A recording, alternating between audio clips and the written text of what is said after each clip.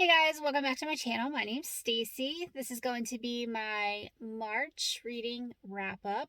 Filming in my car today because my house is super chaotic because of baby chicks. So, yeah, let's just go ahead and get into this. I have quite a lot of books that I read in March. It was a good reading month for me. It was an unusual reading month for me. I don't normally read this many books, so that's cool. The first book I finished was The Enlightenment of Bees by Rachel Linden. This was a Christian book club pick, and sad to say that this, in my opinion, was not a Christian book. It's listed as a Christian book on like Amazon and Goodreads and stuff, and it's published by a Christian publisher, but there was absolutely no mention of Jesus, God, Christianity, like nothing that would make you think of Christianity in any way by reading this book. The main character who wants to be a good person, wants to like go out and change the world. She is kind of obsessed with Mother Teresa, and she basically wants to be considered like a saint herself. So I think she wants to do good things, but for the wrong reasons. And she gets an opportunity to join up with a world charity kind of organization to where she would travel to these other countries and do good for other people, but she lies in order to get that position.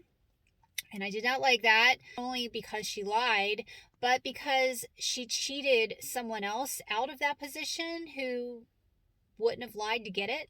You know what I'm saying? I did not like the main character in this book at all, because although she did good in the book, besides the lying, none of that would actually get her into heaven. And she didn't use the opportunity to be traveling to these foreign countries and being around people who were in desperate need of help. She didn't use that opportunity to spread the gospel at all, which I found bizarre, because that would have been a perfect opportunity for a Christian author to put that in a book.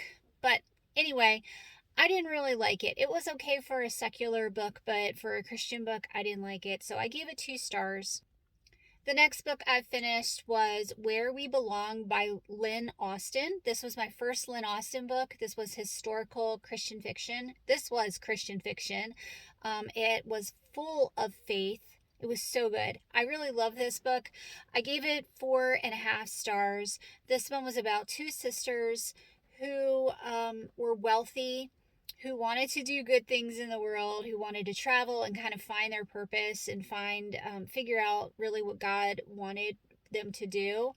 And, you know, they messed up in some ways along the way, but they always brought it back to Jesus and how to, you know, be more Christ-like.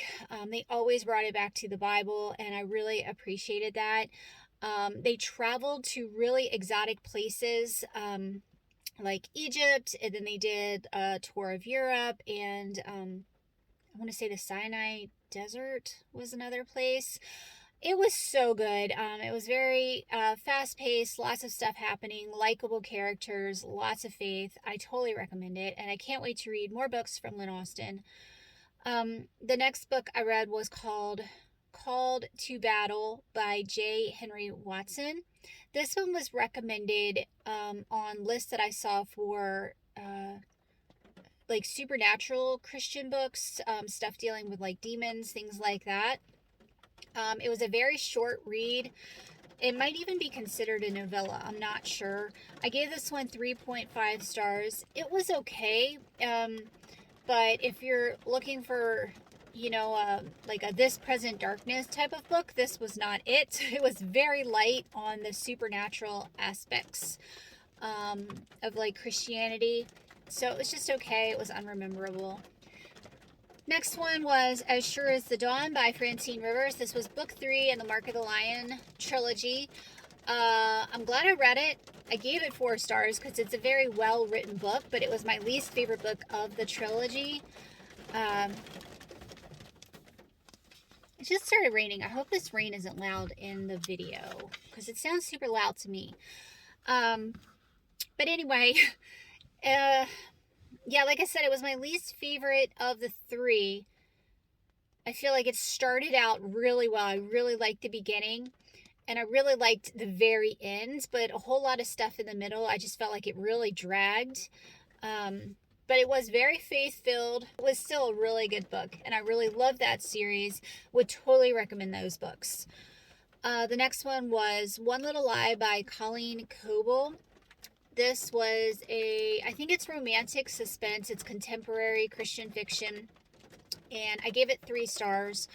I read this one because I just bought book 3 from the used bookstore, and I didn't realize it was the 3rd book in the series, so I thought I might as well start reading the series. And now I'm not so sure if I want to finish the series because it was just okay. I'm thinking that I know that contemporary books are my least favorite books to read. I am not a fan of contemporary books. When I read, I want to read stuff that's like so different and removed from like my daily life. I don't want it to be similar to my life or real life. So I don't love contemporary, and I don't think I like romantic suspense either. So it was a good book. It had to do with a woman cop who was raised in a cult, and her father get out of the cult when she was like 14. She had a baby while she was in the cult. Her dad gets arrested by the FBI, and there's just a lot happening in this book. There's a lot to keep up with. There's a kid that gets kidnapped. There's a mom that gets kidnapped. There's a lot happening, and it's just a bit too much for me. It was okay. Next one was Lockdown Abbey by Beth Cohen Erskine. This was a non-Christian historical mystery book. I think it was just on like a Kindle Unlimited thing, and I saw it was a mystery. I saw it was a time period I like, and I like mystery books set in England, so I got it. It was okay. Again, it was okay. It was very, very light on the mystery aspect. The majority of the people were unlikable. It's about a very large family that own a large manor house. Like the house has 140 something rooms. I think it's supposed to be comparable to, what is that TV show everybody loves? I've never watched it, but it's historical fiction. Something Abbey. Downtown Abbey? I don't know. I think it's supposed to be comparable to that, but a mystery. So yeah, like I said, it was okay. Light on the mystery. And then they brought in there was this crazy illness that was going around, and people had to wear masks and isolate and all this stuff. So it was like she was trying to put COVID stuff into this historical fiction book, and it's like, I'm living this. I don't really want to be reading about it. So yeah, not my favorite. The next book was The Skin Map by Stephen Lawhead. Let me tell you, I gave this book 5 stars. It's my first Stephen Lawhead book. I know Holly from Lovely Day with Holly really likes Stephen Lawhead. She said she loved this book, and so I saw it in a used bookstore, picked it up, started reading it, fell in love with it. This is absolutely my favorite type of book to read. This book is a mixture between Neil Gaiman, his book Neverwhere, which is one of my all-time favorite books, and Blake Crouch, the Pines series. If you took those 2 authors and those books and mixed them together, you would get The Skin Map. Love it. It is Christian sci-fi. It's light on the Christianity. There is some faith elements in it. The characters are believers and they do talk about faith, but it's not heavy. But it definitely is sci-fi. It's time travel. It's different parallel universes. The characters are really interesting and likable. There's a character, like a side character. Her name's Wilhelmina, and she ends up, I don't want to give away spoilers, but she ends up in the most interesting time and place and ends up doing the coolest things while she's there. I really like it. This is, I think, a 5-book series. and I'm struggling trying to find the other books. I picked this up at Ease bookstore, and I'm kicking myself I didn't buy the other books that were with the series, but I want to read all of them. Next book was The Healer's Apprentice by Melanie Dickerson, and that is Christian historical fairy tale retelling about about Sleeping Beauty, right? Sleeping Beauty is the one that gets sent away to like be hidden. Is that true? I think it's Sleeping Beauty. I'm not really good with my fairy tales. But it was good. I know a lot of people love Melanie Dickerson. She's been recommended by everyone, and so I really wanted to pick up one of her books, and I liked it. It was a quick, easy read. There were faith elements in it. There's nothing wrong with it. It might be a little bit too gushy, on the gushy side. If you don't like a lot of romance and things like that, then I probably wouldn't recommend this one. I don't mind romance, but it was pretty gushy.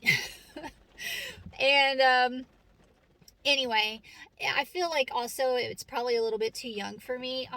I feel super old when I'm reading it, because I'm like, oh, I can remember being 30 years younger. But yeah, it's a little bit too young for me. So I probably would pick up more of her books, because it was such a light, easy read, but it wasn't like, outstanding or anything. And then the last book was another 5-star read. It's Growing in Holiness by R.C. Sproul. And I've been wanting to read something by him for a long time. And then when I saw Chantel from Chantel Reads All Day, she has a monthly, what is it called? A monthly reading challenge? Reading challenge. I don't know what's happening today. And the challenge for March was a book with like growth, like featuring something growing on the cover or something about growth, something like that. And so this was called Growing in Holiness, and it has a tree on the front. So it was absolutely perfect for this. 5 stars. Outstanding. It gave me so much understanding in exactly what it's titled, Growing in Holiness. How to be more holy. What does that mean? What does God expect from us? How to live in this world but not of this world. It was great instruction. It was so scripture based. He was throwing scripture out left and right. I loved it. It was fantastic. So anyway, breathe, Stacy. I don't know why I feel like I have to get this out so fast. Anyway, that is all the books that I have read in the month of March. Pretty good month. I had some books that were like, and then some books that were so great. So anyway, I hope you all had a great reading month. If you've read any of these books, let me know what you thought about them down below. And I will see y'all soon. Bye.